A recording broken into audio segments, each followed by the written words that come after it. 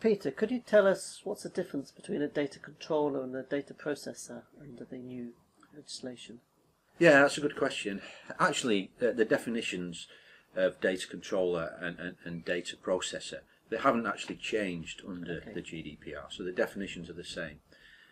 The definitions are a data controller is an individual or an individual acting with others who actually controls the purpose and manner of the processing of the data. So basically, if you're an organisation that runs a pension scheme, for example, you're the one who actually is in control of the member information, all the personal data relating to that member, and you determine how it's processed. So it's processed in terms of who they're working for, how long they've worked, their pension entitlements, etc. So you're the controller. A data processor is acting on behalf of the controller. In other words, they actually process data as a result of something the controller tells them to do. So it might be an outsourced service, it could be an outsourced payroll service, for example.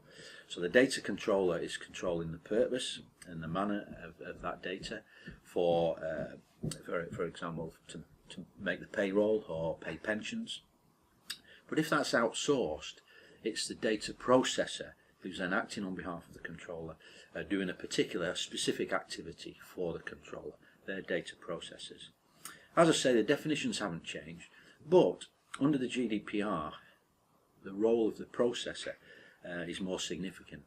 They now have are required to manage data in a specific way and have responsibilities very similar to the data controller.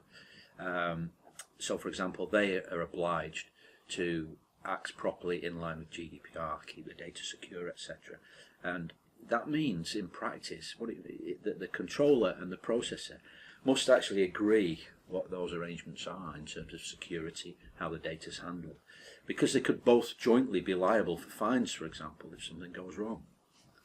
So that's an important change, and processors, those who actually acting as a bureau, for example, or in the cloud, they've got to be aware that they have got to comply with GDPR if they're providing services to a data controller or another business. Something definitely to sort out before the new legislation comes in. Absolutely. Yeah. I mean, and I think businesses must look at their contracts that they currently have with processors and the cloud, payroll bureau, to make sure that they're tight and the responsibilities are absolutely clear between the two. And this may seem like a sort of simple question, but what do we mean by information? Yeah. Obviously, it's data controllers and processors who are obliged to act in line with the GDPR, but it relates to specific information, and that specific information is personal data. So we're talking about personal data. That's the issue here.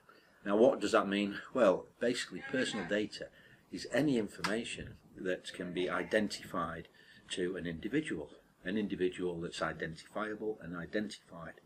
That becomes personal data. That's the key. Now, that hasn't really changed either under GDPR, but something has changed, because the definition of what personal data is has now widened, actually. Right. Again, the reason is that this change in technology is the main factor, because now an IP address, for example, is defined as personal data. Right. So if a company's logging IP addresses, they're collecting personal data. So that's a significant change. Okay. Yeah. All right. But for the most part, of course, personal data of a company who's running supplier lists, client lists, payroll, etc., it won't have changed for many businesses, the issue of personal data. But as I say, it's widened now in scope. All right, thank you.